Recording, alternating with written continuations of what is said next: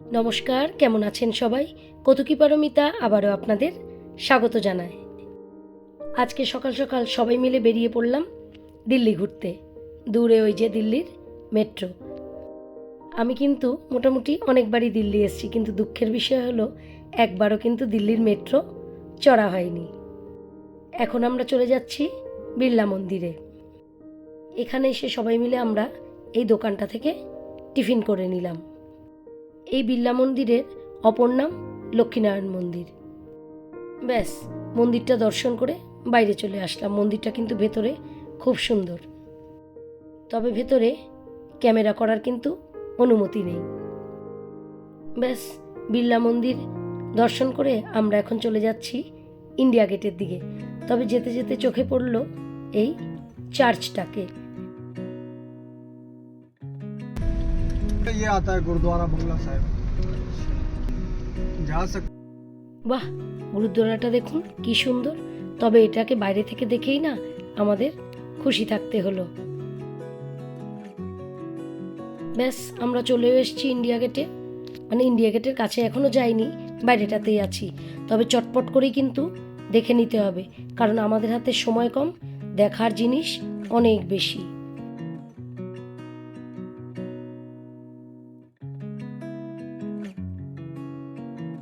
চলে এসেছি ইন্ডিয়া গেটের কাছে। চারিদিকে বিভিন্ন ধরনের ফুল আর সবুজের সমারোহ। এত সুন্দর করে সাজিয়ে রেখেছে। হালকা হালকা কিন্তু গরম পড়েছে, তারপরেও দেখুন কি সুন্দর যত্নে রেখেছে এই ফুল গাছগুলোকে।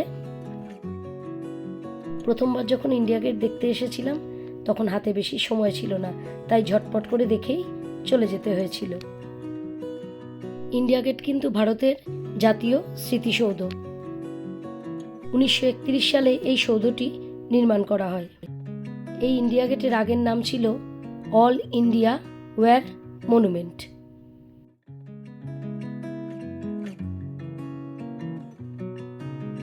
দূরে ওই তিনটি পতাকা, একটি ইন্ডিয়ান আর্মির, একটি ইন্ডিয়ান নেভির আর একটি ইন্ডিয়ান এয়ারফোর্সের। দূরে ওই বিল্ডিংটায় চাক দি ইন্ডিয়া মুভির শুটিং হয়েছিল, পাইলট দাদার থেকে জানতে পারলাম। এবার আমরা চলে এসেছি ইন্দিরা গান্ধীর স্মৃতিতে।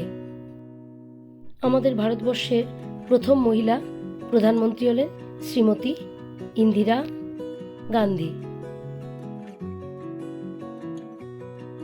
চলুন এবার ওনার স্মৃতিটা একটু ঘুরে দেখে নিই, যেখানে ওনার পরহিত জিনিস থেকে শুরু করে ব্যবহৃত জিনিস সব কিছুই আছে, মানে রাখা আছে।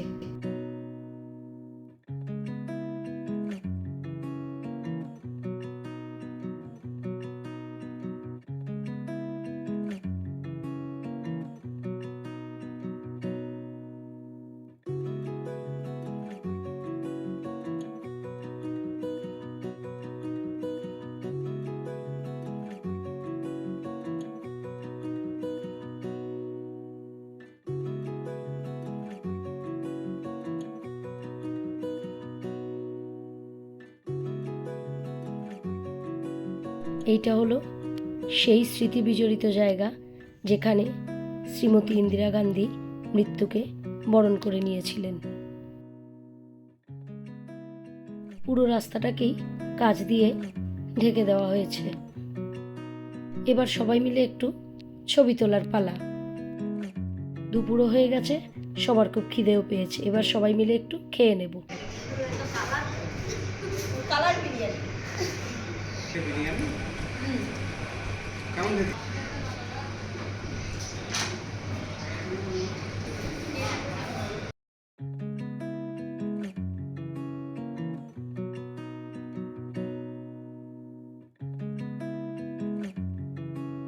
ওই যে দূরে বাঁদিকে all India institute of medical science.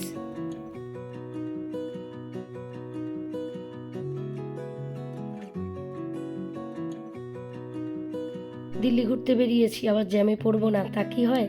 এখন দিল্লির জ্যামেই আটকে আছি। আর দিল্লির রাস্তার চিরাচরিত একটি ছবি এই যে হাতে নিয়ে বিক্রি করা। জানেন তো, খুব ভালো ভালো বইও এখানে কিন্তু হাতে নিয়ে বিক্রি করতে দেখেছি। দূরে ওই যে টিকিট কাউন্টার থেকে টিকিট কেটে দেখতে যাব কুতুব মিনার।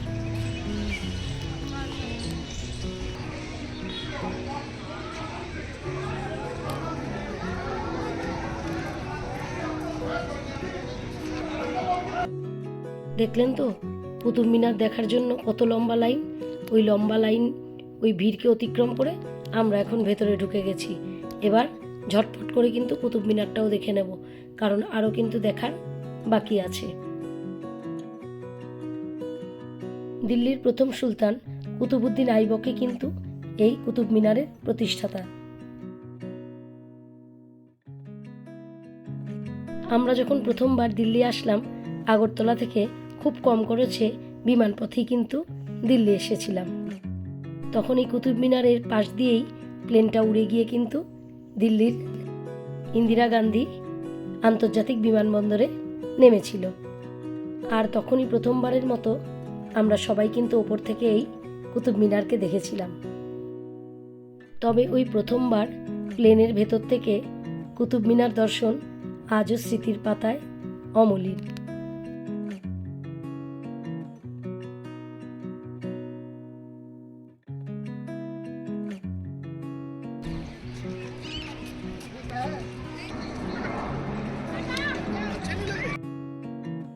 কি সুন্দর চারিদিকটা সবুজ আর সবুজ।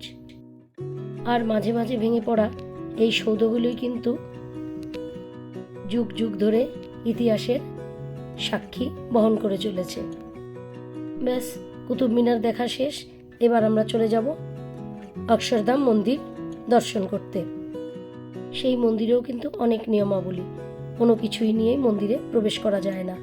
আর ভেতরে তো ক্যামেরা করার কোনো অনুমতিই নেই, মানে মূল মন্দিরের ভেতরে। চলুন যাওয়া যাক অক্ষরধাম মন্দিরে। সূর্যি মামা কিন্তু এখনো পাটে বসেননি, বাইরে বেরোলেই হালকা হালকা কিন্তু গরম লাগছে। কি সুন্দর দেখুন, ফ্লাইওভারটাকে রং করে রেখেছে।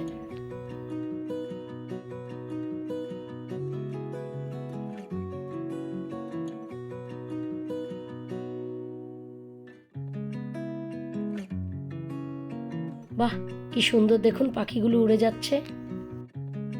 আর দিল্লি শহরের যেদিকেই তাকাই না কেন, ফ্ল্যাট আর ফ্ল্যাট, শুধু ফ্ল্যাটে ফ্ল্যাটে 6 লাখ। এখন আমরা চলেছি 9 নম্বর জাতীয় সড়ক ধরে।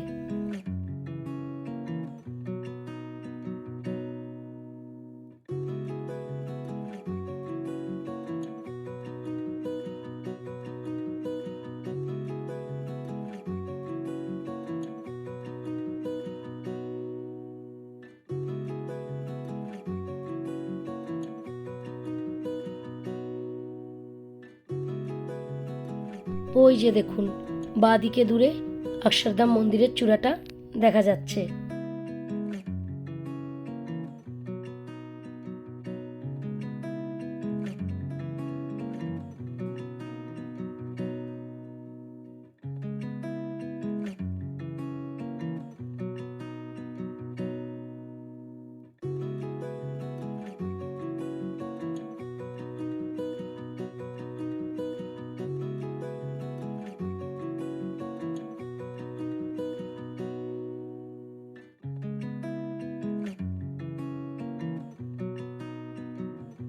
চলে এসেছি মন্দির চত্বরে, তবে একদম মূল মন্দিরে কিন্তু ক্যামেরা করা বারণ।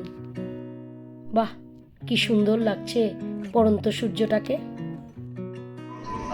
सभी इलेक्ट्रॉनिक उपकरण, लेडीज पर्स, शोल्डर बैग कृपया कंट्रोल में जमा कराएं। सामान जमा करने के लिए শ্রী স্বামীনারায়ণ অক্ষরধাম মন্দিরটা খুবই সুন্দর। আর মন্দিরটা এতটাই বড় যে দর্শন করতে করতে সন্ধ্যাই হয়ে গেল। এবার আমরা চলে যাব আমাদের বড় মামার বাড়ি চিত্তরঞ্জন পার্কে। বাহ, কি সুন্দর লাগছে রাত্রিবেলা আলো ঝলমলে এই মন্দিরটাকে। আর উপরে ওইটা যে লাইনটা, এটা হলো মেট্রো রেলের লাইন। এখন আমরা রওনা দিয়ে দিয়েছি বড় মামার বাড়ির উদ্দেশ্যে।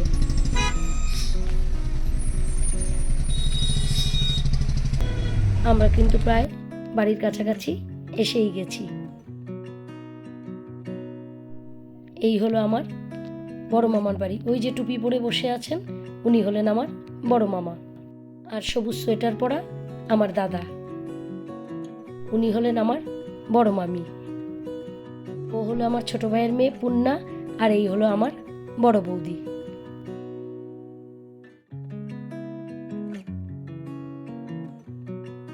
আর ওই যে খয়েরি কালারের গেঞ্জি পরা আমার ছোট ভাই প্রতাপ, মানে বড় মামার ছোট ছেলে।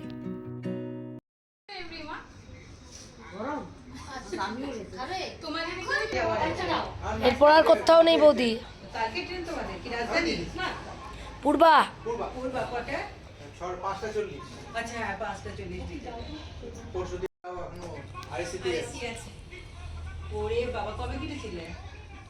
আমরা কেটেছিলাম জানুয়ারিতে। এরা পরে ওরা আসলে ঘুরতেই আসে আমাদের সঙ্গে, কিন্তু এবারে ও এসএসসি তে হয়ে গেছে, রিটার্ন ফাইনাল দুটোই হয়ে গেছে। তো এসএসসি ওই যে ডান দিকে আমার বড় মামি, মাঝখানে মা, বা দিকে দিদি। তোমরা এই যে তোমরা সবাই বসে একসাথে। এই পূর্ণা মুন্না এদিকে আয়। রেডি? স্মাইল করো, সবাই স্মাইল করো, সবাই স্মাইল করো।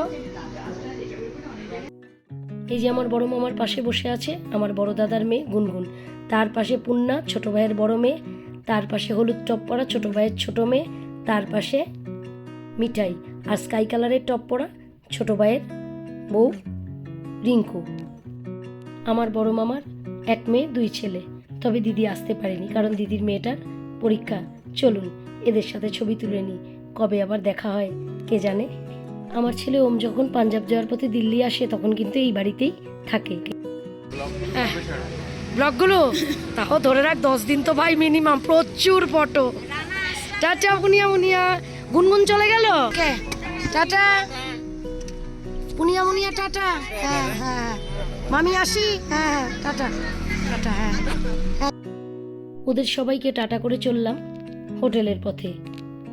তবে দিল্লিতে এসে এই প্রথম আমাদের হোটেলে থাকা, নইলে যতবারই এসেছি এই বড় মামার বাড়িতেই ছিলাম।